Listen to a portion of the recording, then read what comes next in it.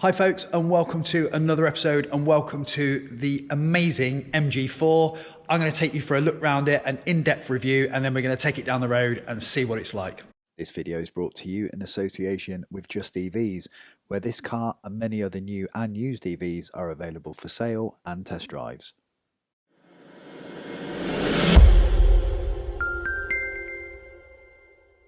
Please remember to check out our other videos and click on the subscribe button and click on the bell icon so you get notifications each time we upload another video. Okay folks, so MG4, first of all, apologies about the frame rate. Doesn't seem to be anything I can do about it. I've changed it on the camera, it does not alter it. So let's have a look around the outside. I've took one of the wheel trims off the front, that's a near side front wheel. That looks a whole lot better without the trim in my opinion. All the doors are open, so have a good look through. Really good space in the back, and especially look at the angle of that rear bench. That's really important for comfort. And look how far that rear door is swinging open. That's also a real important factor that people don't often think about, but when you open this, that's nice and wide. So access is really good, and that's going to be comfortable in the back. I'm going to get in and show you inside in a little while. Round to the side, charging socket, near side rear quarter panel, where a fuel filler would be typically. DC charging pins there. I'm not a fan of these. I don't even know why it's in there really. I think you could probably get away with removing that. And then your onboard charger just there. Come round to the rear. Bit of a sweeping bend there on this rear light that comes off the swage line. In fact, let me close these two doors. So we've got this swage line which comes all the way along here and disappears just above the door handle, and then another swage line which comes along and starts here and then pulls into the rear lights. Full LED on the rear, and then into the boot. Can you see in there, or is it too dark? So I've took the boot floor out so you can see what's in here. So all you get is an inflation kit which is bolted down. And then if I pop that back in, you've got a twin level rear floor, so you can have it flush with the rear panel there, or you can pull it out and slip it like that.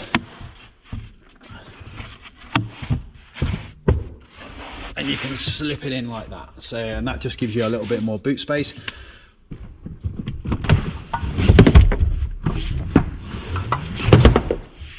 (60/40) rear split seats. It would be flat if I had the boot floor in the second level, but I haven't. But still a good space here.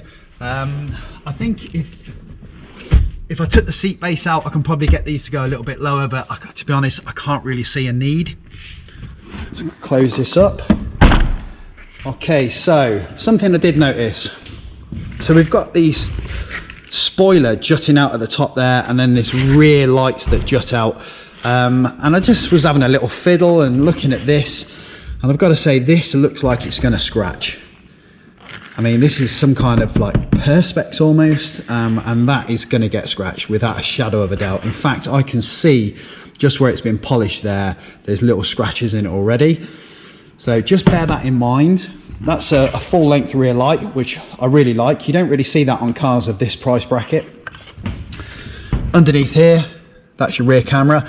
Four-way cameras on this model, which I'll show you when we get inside. There's your third brake light. And then I did notice this. I don't know if it's just this car, but that just feels a little bit... To be honest, I wouldn't have that. I don't know what it's there for. I don't know what it's going to do. It's probably going to drag a little bit of airflow across the rear glass. I'm not sold on stuff like that. It's a car, you know, if you want it to look like it's going to go fast, that's one thing, but that's just not needed, I don't think. Okay, round to the offside rear door. You can see again, same access this side, and listen, real solid feel there, and just things like this. Nice feel of quality. And then again, round to the driver's side. So you've only got an electric driver's seat here.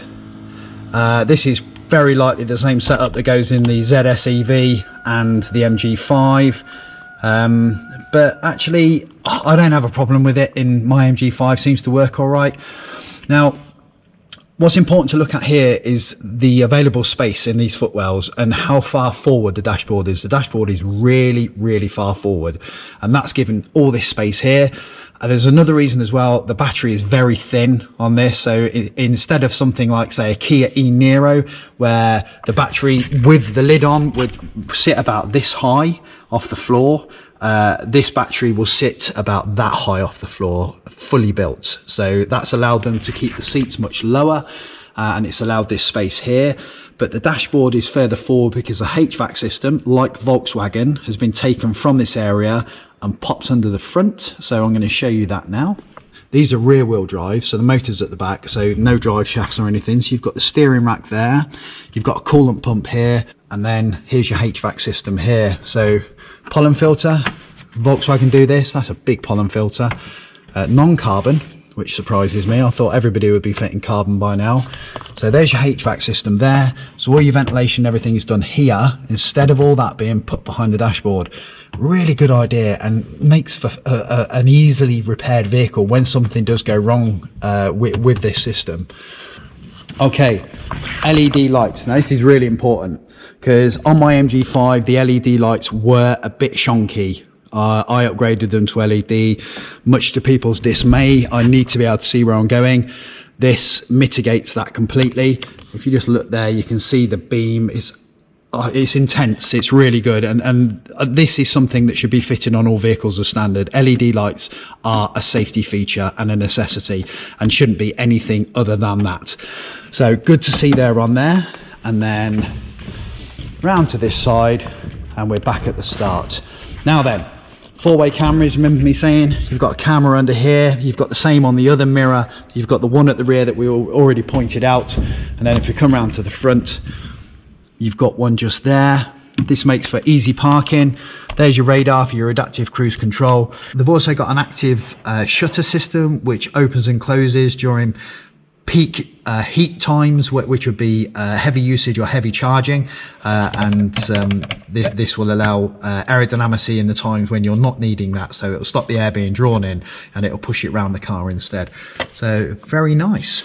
Okay, into the rear, folks, and then if we look at the inside door card there, hard plastic, soft leatherette, and then your holder there for whatever you may have. You're not going to get a drink in there, and unfortunately in the rear there doesn't seem to be any drinks holders, which isn't the end of the world, but certainly something I would like is an armrest which comes down in the centre where I could at least stick a coffee. I tend to spend a lot of time in the rear of vehicles nowadays, something I would definitely like. This does not have it.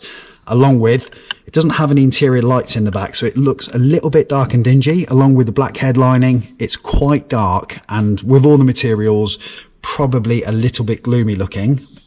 But it's not the end of the world. The good news is, when I jump in here, I can sit in here and my head doesn't touch the roof lining, and the front seat is set to my position. And when I'm sat down, I don't feel like there's a massive gap between my legs, which you normally find in electric cars because of where the battery is. Good news, there is one USB in there, which really should be two, but they've put these little pockets on the back of the driver's and passenger seats, which will allow you to put your phone in there when it's charging or you're not using it. So nice and useful. But yeah, like I say, it's a little bit dark. Probably could just do with them interior lights. Round to the front, same again on the door cards on the rear. You have got like a cup holder storage space there, and you've got two just down in the centre. You've got 4 electric windows, 1 touch up, the driver's seat, which is very, very comfortable, very supportive. This here in particular really keeps you cushioned, and I love this fabric. It's so nice. It doesn't suffer with the cold, it doesn't suffer with the heat that you get with leather. I'm a real fan of fabric. I would choose fabric over leather any day of the week. If we have a look at the steering wheel, you can see it's flat bottomed, very Volkswagen-esque again. The horn sounds nice. Doesn't sound Mickey Mouse. You've got your instrument binnacle here with all your up-to-date information, lights, indicators, state of charge, range, all that business, the stuff that you need to know. Then if we come across to the centre, we can see this, which has been much improved. The navigation, if you pressed it on the old MG ZSEV, used to take about 15 minutes to start working. This is very fluid, very quick. Let's try that again, and shows all your information you need. But let's be honest, it's got Apple CarPlay and Android Auto, so you're probably not going to use any of this if you're like me. If you look down, you can see my phone. It's on the wireless charger, which is nice. Nice little panel there. And then you've got your rotary gear selector just here with your electronic park brake. Underneath, we've got 2 drinks holders and then this little storage bin here, which I mean, it feels okay. It's probably not the best quality in the world, but it's good enough. I feel like that might rattle a little bit, but we'll see when we're driving it. Come to the rear of there. We've got a little net here, which you can store something behind. I'm not sure, maybe a phone. And then you've got a storage bin here. This is very stiff. And that's because it doesn't clip in. There's no clip there.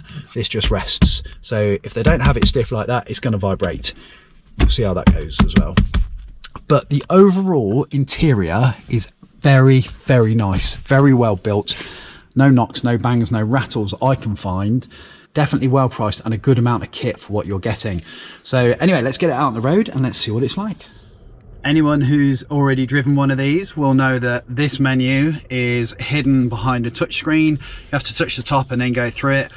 It's a little bit convoluted, I've got to say, and not ideal. I'm used to this because we've got a Tesla. I feel like some physical buttons would have been nice. You have got a heated steering wheel, which is very nice. That will go down very well, I think, in the winter months. Okay, folks, first things first. You don't need to switch the MG4 on. It just does it. You get in, you put it into drive, and away you go, and that's lovely. I don't think you need a key. I mean, why do you need a key for a vehicle anymore? You can use your mobile phone, and you can use your mobile phone with this car as well, which is delightful. I like having stuff like that. I like technology. Now I need to touch on a few things which I've noticed. I've only been driving it for about 20 minutes, but first of all, the comfort and the suspension is very, very good. It's the right balance of just firm enough so you can feel the road, but not enough that it's going to shake you like a Tesla Model 3, for example. So very, very nice balance. And MG have always had that history of being able to set up suspensions very well. So it's good that they've kind of got that back, because their previous models were a little bit wallowy, a little bit unsure-footed, where this has brought it all back to a level which is definitely acceptable for this type of car and for the people who are going to be driving it. The comfort of the seats, oh, they're lovely, really, really nice. I'm just sat here thinking, this is beautiful, absolutely beautiful. My bum's comfortable, I'm supported. I feel that I could sit in this for hours and I wouldn't have any issues. Visibility. So you've got these little quarter lights in the front here, which the mirrors are quite big. They're actually nice. They're quite nice, angled and pointed. But that quarter light just gives you that extra little bit for when you're turning right, or you might have a little bit of a blind area there. Really good space across the glass to the B pillar here, and actually, if I look out of the rear view mirror, that's pretty good as well. That's electrochromatic. So that's going to darken down at night if somebody comes up behind you with their lights blaring. Actually, that's really good visibility for the fact that it's got 2 quite chunky headrests in there. So my average economy at the moment is 2.5 miles per kilowatt hour.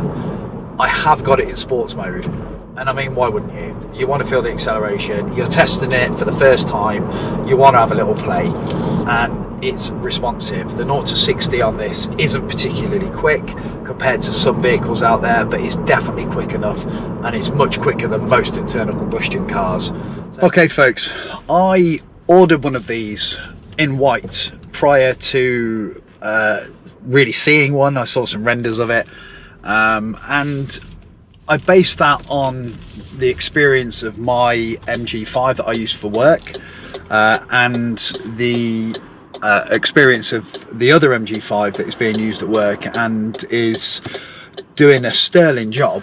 I mean, they really are doing a really, really good job. Everything down to just tyre wear and minimal issues. So I just assumed that actually this is probably going to be at least as good, if not better. Now, I've driven about 20 miles now, and I can tell you there are a few issues which I'm going to touch on in a second, but it drives brilliantly. It really does. It drives better than the Leaf, and you know, the Leaf's a great car and it's been out for a long time, but this drives better, and I feel that just it's a bit more of an advanced car, probably on the platform's much newer, but just the way it's laid out inside, the way they've gone with the tech, the way that I can use my phone as a key, just all that sort of business, really important stuff for me anyway. Maybe not so much for you. There's more room in this than in a Leaf, and that's because the dashboard's pushed so far forward. I don't know what that is, speed camera apparently. The dashboard's pushed so far forward, the battery's nice and thin, they've managed to keep everything pushed into the extremities of the inner shell, and that just makes the area bigger for everybody inside. But the really big thing is the suspension. It's so good. MG were always renowned for suspension setups. They were the sporty side of Rover, if you like, when Rover bought them, and this is kind of a push back in that direction. I'm not going to say it's suspension setups like MGs of old, but I'm going to say that it's much better than the previous MGs that I've driven. The MG5 is a bit wallowy, which suits me. I do 250 miles a day. The MG ZS EV was a little bit unsure of its footing in certain situations on the earlier model, and this is a vast improvement. The model that I'm driving now is the long range Trophy. This is the one to buy. Forget differences in acceleration and handling, there's barely anything in it. This is probably the best value for money in the fact that you get a much longer range. I've still got 221 miles range, I've got 92%, and I have been giving it the beans, so it kind of reassures me that this will give me good range. So in my head I can't think why you would look at anything other than this if you were in the market for an ID3, a Leaf, a Zoe, maybe even a Kona if you were looking at second hand, because this has got everything that's got, all of those have got, and it is priced the best. There's nothing that's going to get this in on price. It's so well priced. It's going to outsell everything, I do think. In terms of the market, this is going to change a lot for a lot of people, and we should be grateful for this. The price of this car means that other manufacturers who are artificially inflating the price of their cars are going to have to reduce them, because people are going to not buy an ID3 because of this. People are not going to buy a Leaf because of it. They're not going to buy a Zoe, which is actually quite a cheap EV, because of this. They're going to buy this because it is so good. Honestly, it really is that good. Now, let me touch on the things that I'm not too keen on, and there are a few. Okay, there's no rear lights in the back. I don't understand that. It's just such a easy thing to put in. It's just a little bit gloomy. I'm just like, why wouldn't you do that? Come on, guys. It's a bloody interior light in the rear. Next thing, the software on this is very good, but I keep getting a warning coming up saying, pay attention to the driving, and I'm like, I am paying attention. So I turn it off. It turns back on, I turn it off, it turns back on, and that noise comes up. That noise haunts me from the early MG ZS EV. Admittedly, it's tamer, it doesn't bong as much, but God, they should know this by now. These little things that people will look at the car and go, I cannot put up with that, or I can, but it really annoys me. These are the little things. And the outside, that rear light and the way it juts out, it's my least popular angle, if you like. I like the car from all angles apart from that angle at the back where you see the lights. I think, oh, it just looks a bit crap. Maybe that will change, and honestly, if you like it, don't listen to what I'm saying. It's what you like matters. But for me, I think it just look a bit naff, and it's made of a scratchy kind of perspex, so I don't think that's going to live a long happy life when we start getting weathering and bonging and more bonging, when we get weathering and stuff like that. I'm hoping this fault is just this car, but I don't think it is. I think that other people are going to question this and go, God, it's doing my head in. Let's see. Let's get it in tight. It doesn't feel like there's any weight in it. I don't know how. I'm not thinking, oh, I can feel the battery, I can feel this, I can feel that. Just cruised around that corner then without an issue. And then it bonged at me again. I had a little play with the adaptive regen earlier, and that works really well. It's really nice, actually. The only thing is, it only works off a vehicle in front. It doesn't work off like a corner. So although that's great for driving around town, it's not particularly good when you're hooning it into a corner and you need to slow down, and the regen says, oh well, I'm not doing anything because adaptively there's nothing in front of you. So I would prefer not to use that, and I would stick to the level 3. But bong, for some people that will be quite a useful feature. It's so comfortable, folks, it really is. It's a really, really comfortable, pleasant car to drive, apart from that bloody bonging. Bong, bong, bong. I hope it's just this car, because that's going to drive people absolutely up the wall. It really is. Do you know what, folks? I am so pleased I've ordered one of these. I am. I'm really, really amazed at how good it is. And I think you will be too. So all I can say is go and drive one. You will love it. So I'm going to leave it there, folks. I hope you've enjoyed it as much as I have, and I hope you can see that I'm very excited and happy about this. It's a great car. So please remember to like, share and subscribe, and follow us on Twitter at Cape Phantom, and we'll see you soon in another episode. So bye for now, and thank you for watching.